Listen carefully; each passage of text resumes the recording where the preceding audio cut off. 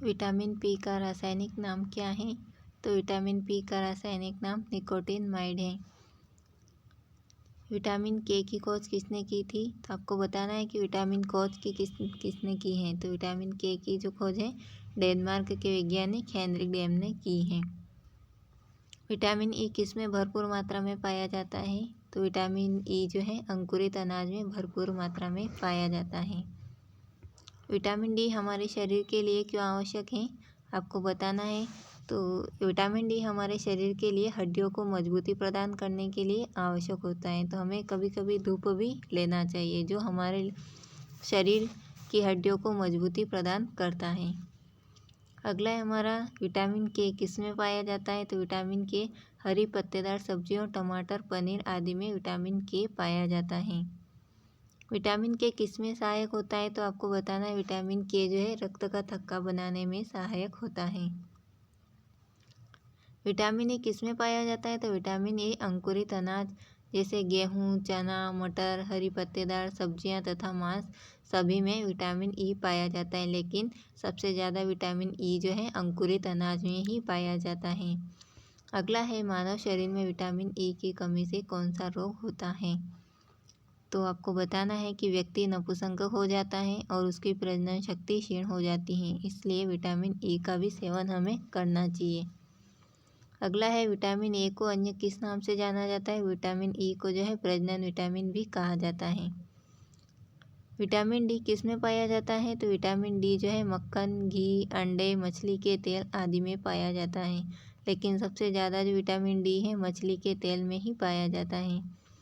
अगला है सूर्य की किरणें विटामिन डी को किस में परिवर्तित कर देती हैं? तो सूर्य की किरणें विटामिन डी को त्वचा में उपस्थित इर्गेस्टिराल में परिवर्तित कर देती हैं। रिक्टेस को अन्य और किस नाम से जाना जाता है? तो रिक्टेस को अन्य सूखा रोग के नाम से भी जाना जाता है। अगर किसी बच्चे को रिक्टेस नामक रोग हो जाता है तो वो पूरा सूख जाता है, सूखा सूखा दिखने लगता है बच्चा। मानव शरीर में विटामिन डी की कमी से वयस्क में कौन सा रोग हो जाता है? तो ऑस्टियोमलेशिया रोग हो जाता है, जिससे इंसान की कमर जो है वो झुक जाती है। मानव शरीर में विटामिन डी की कमी से बच्चों में कौन सा रोग हो जाता है? तो रिक्टेस नामक रोग हो जाता है। वसा में घुलनशील विटामिन कौन कौन से हैं? तो वसा में घुलनशील विटामिन के, ई, डी, ए हैं। जल में घुलनशील विटामिन कौन से हैं? तो जल में घुलनशील विटामिन बी और सी हैं। विटामिन पी किस में पाया जाता है? तो विटामिन पी जो है नींबू, नारंगी, अंगूर आदि चीज़ों में पाया जाता है। विटामिन ए की खोज किसने की थी? तो विटामिन ए की खोज फंक ने 1911 में की थी। शुद्ध रूप से विटामिन ए को मापने की इकाई यूनिट क्या है? तो शुद्ध रूप से विटामिन ए को मापने की शुद्ध इकाई जो यूनिट होती है इंटरनेशनल यूनिट है। विटामिन ए किस हार्मोन के निर्माण में सहायक होता है? तो कोर्टिकोस्टेरॉन में। विटामिन बी12 का रासायनिक नाम क्या है? तो विटामिन बी12 का रासायनिक नाम साइनोकोबालेमिन है। विटामिन बी1 का रासायनिक नाम क्या है? तो विटामिन बी1 का रासायनिक नाम जो है थायमिन है। विटामिन बी2 का रासायनिक नाम क्या है? तो राइबोफ्लेविन है विटामिन बी2 का रासायनिक नाम। विटामिन बी3 का रासायनिक नाम क्या है? तो नियासिन है विटामिन बी3 का रासायनिक नाम। आपसे पूछा गया है कि विटामिन बी6 का रासायनिक नाम क्या है? तो आपको बताना है कि विटामिन बी6 का रासायनिक नाम जो है पायरिडॉक्सिन है। विटामिन बी7 का रासायनिक नाम पूछा गया है तो आपको बताना है विटामिन बी7 का रासायनिक नाम बायोटिन है। विटामिन बी9 का रासायनिक नाम क्या है? तो फॉलिक अम्ल है विटामिन बी का रासायनिक नाम। विटामिन ए का अणुसूत्र क्या है? तो विटामिन ए का अणुसूत्र है C20H29OH है। विटामिन सी का रासायनिक सूत्र क्या है? आपसे रासायनिक सूत्र भी एग्जाम में पूछे जा सकते हैं। तो विटामिन सी का रासायनिक सूत्र जो होगा C6H8O6 है। कौन सा विटामिन बी12 की कमी से उत्पन्न मेगलोब्लास्टिक एनीमिया की ठीक कर देता है? तो इसका राइट आंसर होगा फॉलिक अम्ल। 1978 में भारत सरकार द्वारा आरंभ किए गए प्रतिरक्षण कार्यक्रम ईपीआई पर किस बीमारी का टीका शामिल नहीं किया गया? तो खसरा का टीका शामिल नहीं किया गया। पूर्व अवधि से पूर्व जन्मे शिशुओं को प्रोटीन की आवश्यकता कितनी होती है? तो 3 से 4 ग्राम प्रति किलोग्राम वजन प्रतिदिन की आवश्यकता होती है। शिशु को ठोस आहार देने एवं दूध छुड़ाई की अनुशंसा किए जाने हेतु उसकी आदर्श आयु कितनी होनी चाहिए? तो इसका राइट आंसर होगा 6 माह। अगला है खसरे का संक्रमण किस प्रकार से होता है? तो खसरे का संक्रमण नाक, गला एवं श्वसन नली के स्त्रावण से होता है। काली खांसी का चिकित्सकीय नाम क्या है? तो काली खांसी का चिकित्सकीय नाम पर्ट्यूटिस है। शिशु में लघु पाचक व्याधि है तो अतिसार। प्रथम बार डीपीटी का टीका नवजात शिशु में किस आयु पर लगाया जाता है? तो प्रथम बार जो है डीपीटी का टीका नवजात शिशु में 6 सप्ताह की आयु पर लगाया जाता है। ग्लूकोमा बीमारी किस अंग से संबंधित है? तो ग्लूकोमा बीमारी जो है आँख से संबंधित है। खसरा रोग को फैलने से बचाने के लिए अति आवश्यक सावधानी कौन सी है? तो अगर किसी व्यक्ति को खसरा रोग हो जाता है तो उससे बचने के लिए हमें रोगी को अलग रखना चाहिए ताकि दूसरे व्यक्ति पर इस बीमारी का प्रभाव ना पड़े। पर्ट्यूटिस का अन्य दूसरा नाम किसके लिए है? तो पर्ट्यूटिस का जो अन्य नाम है वो काली खांसी के लिए है। पर्ट्यूटिस का अन्य दूसरा नाम काली खांसी के लिए है। विटामिन डी की कमी से किस खनिज तत्व की जैविक उपलब्धता में व्यवधान आता है? तो जस्ता में। अंडे की जर्दी में किस पोषक तत्व का प्रचुर स्रोत है? तो नाइसिन का। एक वयस्क महिला की प्रोटीन की आवश्यकता कितनी होती है? तो 50 ग्राम प्रतिदिन होती है प्रोटीन की आवश्यकता। एक वयस्क पुरुष जो मध्यम श्रेणी का कार्य करता है उसकी ऊर्जा की आवश्यकता कितनी होती है? तो उसकी ऊर्जा की आवश्यकता 2230 किलो कैलोरी प्रतिदिन होती है।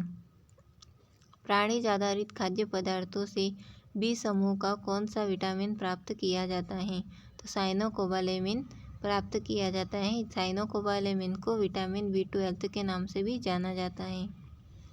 निम्न में से कौन सा एक उपकरण खाद्य पदार्थों के ऊर्जा मान ज्ञात करने के काम आता है? तो बाम्ब कैलोरीमीटर। रुधिर कोशिकाओं में उपस्थित लाल रंग होता है तो हीमोग्लोबिन के कारण। रुधिर का कौन सा भाग ऑक्सीजन से फेफड़ों से लेकर कोशिकाओं तक पहुंचाता है?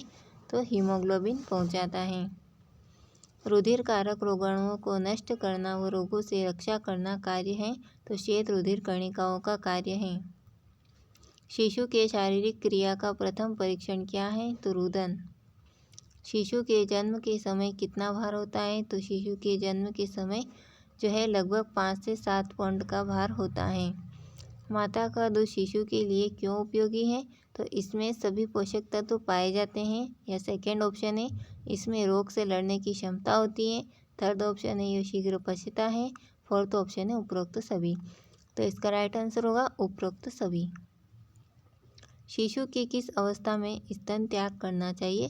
तो बच्चा जब 6 से 9 माह का हो जाता है तब उसका स्तन त्याग करना चाहिए। दूध के अतिरिक्त अन्य संपूरक आहार शिशु की किस आयु से शुरू होता है? तो 6 माह से शुरू होता है। शिशु में अस्थायी दांत दूध के दांत की संख्या कितनी होती है? तो 20 होती है दूध के दांत की संख्या। शिशु में लघु पाचक व्याधि है तो अतिसार। इन्फ्लुएंजा की रोगावधान अवधि की होती हैं तो आपको बताना है कितने दिन की होती हैं? तो 1 से 7 दिन की। बाद की आयु में सर्वोच्च अस्थि द्रव्यमान एवं घनत्व प्राप्त करने और ऑस्टियोपोरोसिस के कारण होने वाले अस्थि भंग के जोखिम को घटाने के लिए पर्याप्त मात्रा आवश्यक है। तो किसकी पर्याप्त मात्रा आवश्यक होना चाहिए? तो कैल्शियम एवं व्यायाम की।